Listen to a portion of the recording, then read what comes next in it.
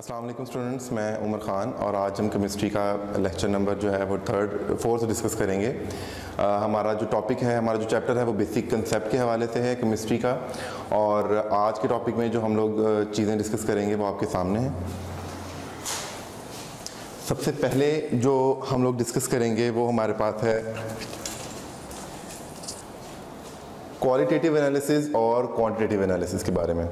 हम लोगों ने 9th क्लास की जो बायो की बुक है उसमें हमने क्वालिटेटिव ऑब्जर्वेशन और क्वांटिटेटिव ऑब्जर्वेशन के बारे में पढ़ा है। हम लोगों ने उसमें डिस्कस किया था कि क्वालिटेटिव ऑब्जर्वेशन क्या होती है और क्वांटिटेटिव ऑब्जर्वेशन क्या होती है। अब उसी से रिलेटेड जो है हम ये टॉपिक डिस्कस करेंगे, क्वालिटेटिव एनालिसिस और क्वांटिटेटिव एनालिसिस। और ये स्पेसिफिकली हम लोग डिस्कस करेंगे केमिस्ट्री के हवाले से कि केमिस्ट्री में हम लोग इसको जो है वो किस तरह से डील करते हैं। सेकेंड जो टॉपिक हम लोग डिस्कस करेंगे वो हमारे पास होगा एम्पिरिकल और मॉलिक्यूलर फार्मूला। ये भी हम लोगों ने 9th क्लास की केमिस्ट्री में बहुत इन डिटेल पढ़ रखा है, तकरीबन वही है। इसको हम थोड़ा सा जो है डिटेल में डिस्कस करेंगे। और हमारे पास थर्ड जो टॉपिक है, जो हमारा आज का मेन टॉपिक है, वो हमारे पास है कंबस्शन एनालिसिस। बेसिकली हम लोग एम्पिरिकल फार्मूला जो है वो फाइंड आउट करते हैं थ्रू कंबस्शन एनालिसिस। ये एक प्रोसेस है और इससे रिलेटेड जो है वो आज हम लोग कुछ एग्जांपल्स भी करेंगे जो हमारी बुक में गिवन है। तो सबसे पहले हम लोग पढ़ते हैं क्वालिटेटिव एनालिसिस के बारे में। In chemistry the chemical analysis is designed to identify the components of the mixture of a substance is called qualitative analysis of the substance. वो कहता है कि अगर हम किसी भी मिक्सचर या सब्सटेंस के कंपोनेंट्स को आइडेंटिफाई करते हैं तो वो हमारे पास क्वालिटेटिव एनालिसिस कहलाता है। क्वालिटी से रिलेटेड होता है ये। इसकी एग्जांपल में वो कहता है colour is the qualitative property of a substance because it can be quantified और सिंपली मेजर्ड इन नंबर्स। यानी कि हम इसको कहता है कोई क्वांटिटी नहीं दे सकते, कोई नंबर नहीं हम इसका बता सकते कि कलर जो है वो कौन सा नंबर है। सिंपली कलर जो है वो एक्सप्लेन करते हैं।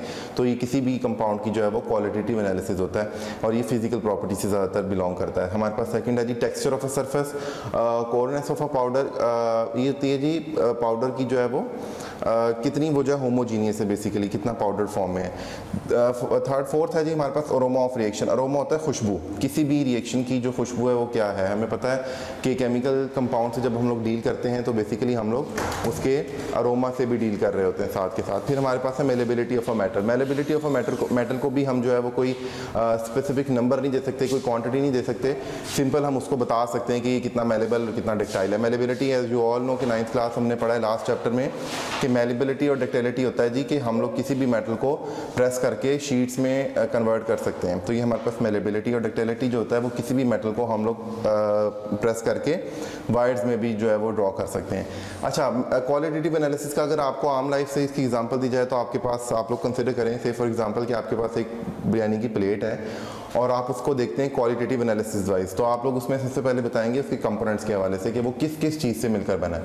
उसके अंदर आप फर्स्ट जब उसका बर्ड आई व्यू लेंगे, सरसरी से जायज़ा लेंगे तो आप देखेंगे उसके अंदर चावल हैं या उसके अंदर कोई भी चिकन वगैरह है। तो ये उसका क्वालिटेटिव एनालिसिस कहलाता है। किसी भी चीज़ को देखकर जो है आपने यानी कि जिसको हम नंबर्स में नहीं बता सकते स्पेसिफिकली। नेक्स्ट स्लाइड हमारी बताती है क्वांटिटेटिव एनालिसिस के बारे में। In chemistry quantitative analysis is the determination of absolute or relative abundance of one, several or all the particular substance present in a compound. यानी कि जितने भी आपके पास सब्सटेंस एक कंपाउंड में पाए जाते हैं उसके बारे में आपने एक एब्सोल्यूट या रिलेटिव अबंडेंस देनी है, आपने एक एब्सोल्यूट वैल्यू देनी होती है बेसिकली। तो ये आपके पास क्वांटिटेटिव एनालिसिस कहलाता है। इसको हम मिकदारी एनालिसिस भी कहते हैं। हमारे पास एग्जाम्पल है mass of a sample, length of a piece of a wire. यानी कि हम किसी भी वायर की जो लेंथ है उसको हम बता सकते हैं, उसका कोई नंबर दे सकते हैं उसे। मॉलिक्यूल इन अ मोल, किसी भी मोल में कितने नंबर ऑफ मॉलिक्यूल्स हैं। Again number of molecules, quantity, मिकदार बताई जा रही है। ये क्वांटिटेटिव एनालिसिस है। इस तरह वॉल्यूम ऑफ गैस और टेम्परेचर ऑफ अ सैंपल भी है। किसी भी सैंपल का हम टेम्परेचर बता सकते हैं नंबर्स में कि वो कितने डिग्री सेल्सियस पे जो है वो इस टाइम आपके पास मौजूद है। अब अगेन दोबारा से हम वही एग्जांपल को लेते हैं कि हमारे पास बिरयानी की प्लेट है। हमने क्वालिटेटिव एनालिसिस में देखा था कि उसमें दो कंपोनेंट्स थे, चावल थे और आपके पास चिकन था। अब हम लोग उसकी क्वांटिटेटिव एनालिसिस करेंगे तो हम बताएंगे कि उस प्लेट ऑफ बिरयानी में आपके पास कितने चावल हैं और उसके अंदर कितनी आपके पास जो है वो चिकन पीस मौजूद है। तो ये इसका क्वांटिटेटिव एनालिसिस कहलाता है। नेक्स्ट स्लाइड पे हम जाते हैं। ये हमारे पास एग्जाम्पल नंबर 2 है आपकी बुक में।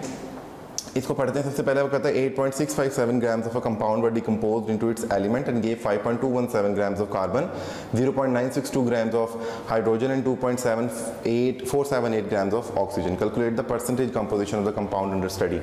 तो सबसे पहले आपने क्या करना है कि आपने फार्मूला लिखना है जी परसेंटेज ऑफ कंपाउंड, किसी भी कंपाउंड का जब आपने परसेंटेज लिखना है तो उसका जो मैस आपको गिवन है ऑफ दैट पर्टिकुलर सब्सटेंस।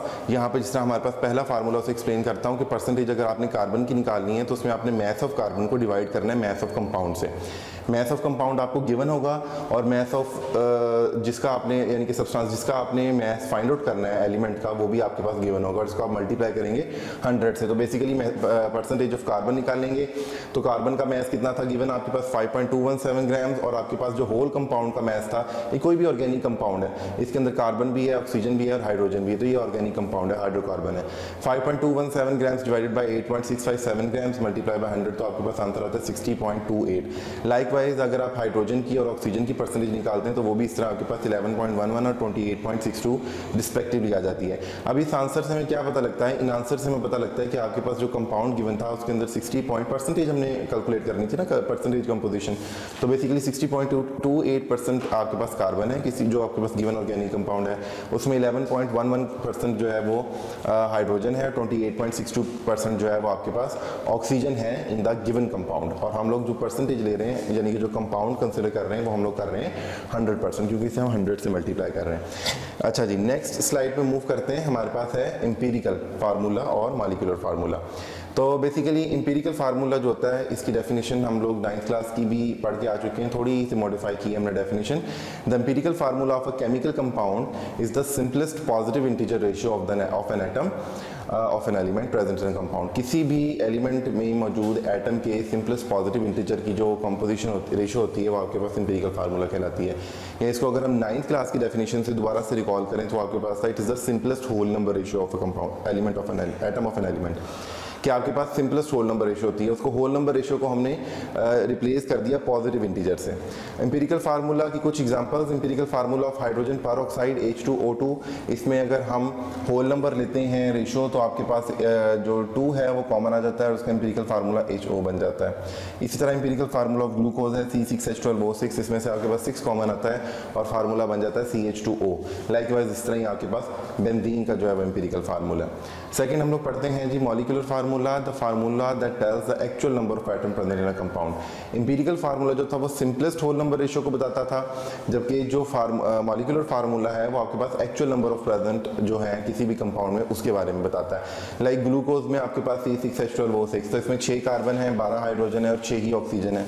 इस तरह बेंजीन में आपके पास 6 कार्बन और 6 ही हाइड्रोजन है। तो आपके पास जो मॉलिक्यूलर फार्मूला है वो बेसिकली आपको एक्चुअल नंबर ऑफ एटम्स का बता रहा है कि इसमें 6 कार्बन के एटम है और 6 हाइड्रोजन के एटम है बेंजीन के मॉलिक्यूलर फार्मूले में। अच्छा, इसके बाद हम लोग कौन कौन से स्टेप्स को फॉलो करके जो है वो एम्पिरिकल फार्मूला को फाइंड आउट कर सकते हैं, ध्यान से देखना है क्योंकि नेक्स्ट जो स्लाइड्स होंगी वो हमारे पास एग्जाम्पल होगी तो उसको हमने साथ साथ फॉलो करना है। सबसे पहले डिटर्मिनेशन ऑफ परसेंटेज कंपोजिशन। सबसे पहले तो परसेंटेज कंपोजिशन होती है वो आपके पास नेक्स्ट एग्जाम्पल में आपको दी गई होगी। तो यूजुअली आपको एग्जाम्पल में परसेंटेज कंपोजिशन दी गई होती है, इसलिए पहला स्टेप है जी determination of percentage composition. Second है finding the number of grams of atom of each element. और इसके लिए आपको क्या करना पड़ता है, मैथ ऑफ ईच एलिमेंट को आपने डिवाइड करना है एटॉमिक मैथ से, यानी कि मैथ जो गिवन होगा उसको आपने उस एलिमेंट के एटॉमिक मैथ से ही डिवाइड करना है, ठीक है। थर्ड है जी step determination of atomic ratio of each element. अब हमने एटॉमिक रेशियो कैसे निकालनी है, इसके लिए आपने नंबर ऑफ मोल्स जो होंगे किसी भी एलिमेंट के आपके पास उसे स्मॉलेस्ट नंबर ऑफ मोल्स से डिवाइड करना है। नंबर ऑफ मोल्स आपके पास जो है वो सॉल्व करके आएंगे, ठीक है, अभी हम देखेंगे नेक्स्ट एग्जाम में स्लाइड में। फोर्थ पॉइंट है जी if the atomic ratio is the simple whole number it gives the empirical formula. अगर आपके पास जो एटॉमिक रेशियो है वो सिंपल होल नंबर में आती है तो वो आपका एम्पिरिकल फार्मूला होता है। अदरवाइज आपने उसे किसी भी सूटेबल डिजिट से मल्टीप्लाई करना है to get the whole number ratio. तो कोई भी मतलब फ्रैक्शन में बेसिकली आपका जो है वो आंसर नहीं आना चाहिए, पॉइंट्स में आंसर नहीं आना चाहिए, आपका आंसर जो है वो होल नंबर में आना चाहिए, लाइक 2, 3, 4, 5 एंड सो ऑन। अच्छा, देखते हैं जी हमारे पास एग्जांपल है एस्कॉर्बिक एसिड, इसको विटामिन सी भी कहते हैं, ये आपकी एग्जांपल नंबर 3 है बुक में। That contain 40.92% of carbon, 4.58% hydrogen, 54.5% of oxygen by mass. तो what is the empirical formula of ascorbic acid? Ascorbic acid का वो कहता है एम्पिरिकल फार्मूला आपने फाइंड आउट करना है। सोल्यूशन में पहली जो 2 लाइनें वो बड़ी इंपॉर्टेंट, वो कहता है from the percentage of these elements we believe that in 100 grams of ascorbic acid. तो बेसिकली हमने एस्कॉर्बिक एसिड को जो है 100% कंसिडर किया है। अब 100% कंसिडर करने का मतलब ये है कि आपके पास 40.92 ग्राम जो है वो कार्बन है, like 4.58 grams of hydrogen and 54.5 grams of oxygen. तो 100 ग्राम्स में से कुछ इस तरह से हमने जो है वो इनको मैस दे दिया है। तो हमारे पास जो है वो आधा काम तकरीबन सॉल्व हो गया। अब हमारे पास है divide these masses of elements by their atomic masses to get the number of grams atom. तो हम लोगों ने नंबर ऑफ ग्राम्स एटम किस तरह निकालने हैं, atom of hydrogen, oxygen and carbon respectively. तो आपके पास आ जाता है कि मैस जो गिवन था, हाइड्रोजन का मैस कितना गिवन था आपके पास, पिछली स्लाइड में हम देखते हैं हमारे पास था 4.58 ग्राम। तो वो कहता है यहाँ पे 4.58 ग्राम मैस को हमने एटॉमिक मैस ऑफ हाइड्रोजन से डिवाइड करना है, और हाइड्रोजन का एटॉमिक मैस होता है 1.008 ग्राम्स पर mole if you are being more specific and accurate, क्योंकि इसको हम 1 भी कंसिडर कर सकते हैं बट इसको 1.008 लिया हुआ क्योंकि यही इसका एक्यूरेट एटॉमिक मैथ है। तो इसको 4.58 ग्राम्स को डिवाइड किया 1.008 ग्राम्स पर मोल से, तो हमारे पास आंसर आता है 4.54 ग्राम्स एटम। यानी कि हाइड्रोजन के आपके पास एस्कॉर्बिक एसिड का जो मैस है उसमें 4.54 ग्राम एटम पाए जाते हैं। इसी तरह number of grams atom of oxygen, अगर ऑक्सीजन के देखते हैं तो वो आपके पास है 54.5 ग्राम्स। ये आपको मैथ गिवन था ऑक्सीजन का। ऑक्सीजन का एटॉमिक मैथ कितना होता है 16 ग्राम पर मोल। अब 16 ग्राम पर मोल से जब इसे डिवाइड किया तो हमारे पास आंसर आता है 3.406 ग्राम्स पर मोल। अब ये 3.406 ग्राम पर ग्राम्स एटम का मतलब ये है कि एस्कॉर्बिक एसिड में ऑक्सीजन के इतने एटम्स पाए जाते हैं। लाइकवाइज आपने कार्बन के जो है वो एटम्स निकाल लें और ये बनते हैं 3.41। अब वो कहता है atomic ratio is obtained by dividing the gram atom with 3.406 which is the smallest number। अब हमारा जो है वो थर्ड पॉइंट हम डिस्कस कर रहे हैं जो हम लोगों ने सेकंड लास्ट स्लाइड में डिस्कस किए थे कि किस तरह से एम्पिरिकल फार्मूला निकालते हैं।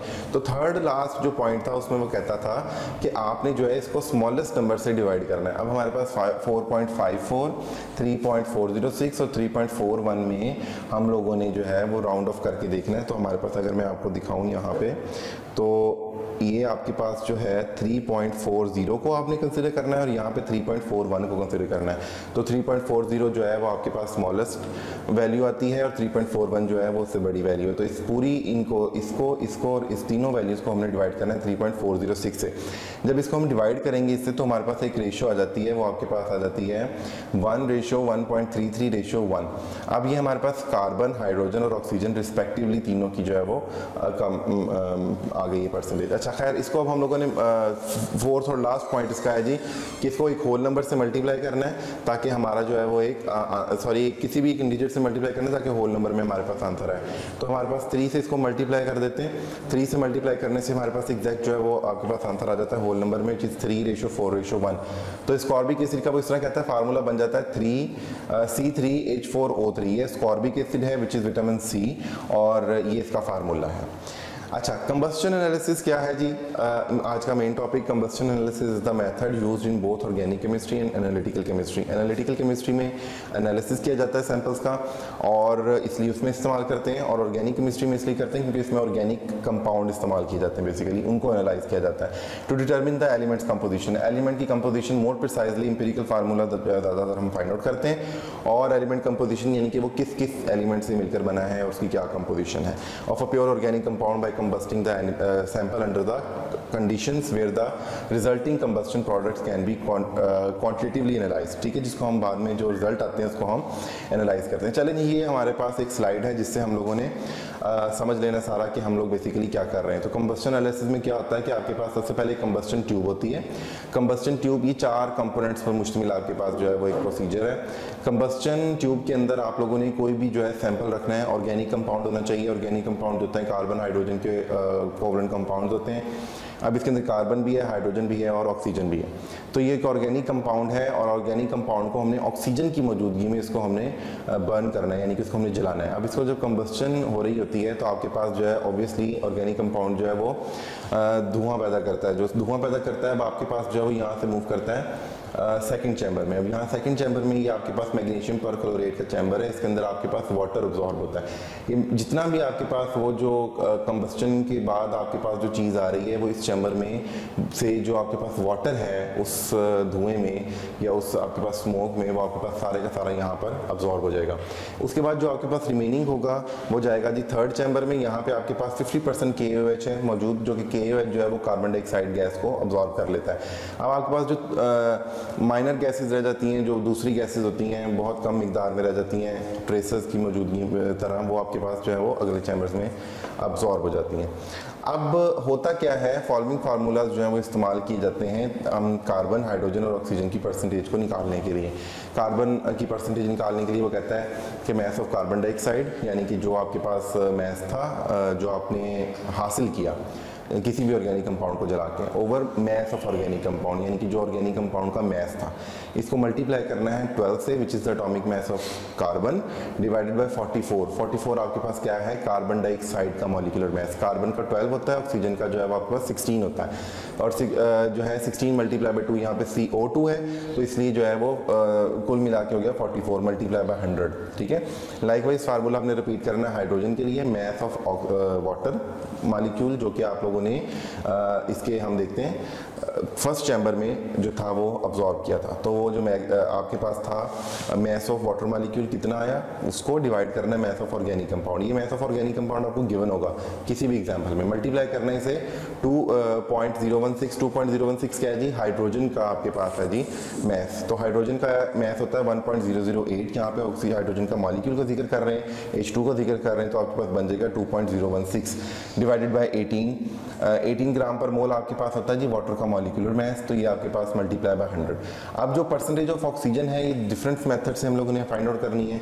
इसमें क्या करना है, हमने जो हमारे पास परसेंटेज आएगी कार्बन की और परसेंटेज आएगी हाइड्रोजन की, दोनों को प्लस करना है। और चूंकि हम लोग ऑर्गेनिक कंपाउंड जो है उसको 100 ग्राम्स कंसिडर करते हैं, तो उसको 100 में से हमने क्या करना है, माइनस कर देना है, और हमारे पास ऑक्सीजन की जो है वो परसेंटेज आ जाएगी। आई होप स्टूडेंट आपको आज का लेक्चर समझ आ गया होगा। जो एग्जाम्पल नंबर 4 है वो आप लोगों की असाइनमेंट है, वो आप लोगों ने खुद से करनी है। यही फार्मूले जो अभी हमने पीछे डिस्कस किए वही दोबारा रिपीट होंगे और वो आपके जो है एग्जाम्पल इजीली सॉल्व हो जाएंगे। तब तक के लिए अल्लाह हाफ़िज़।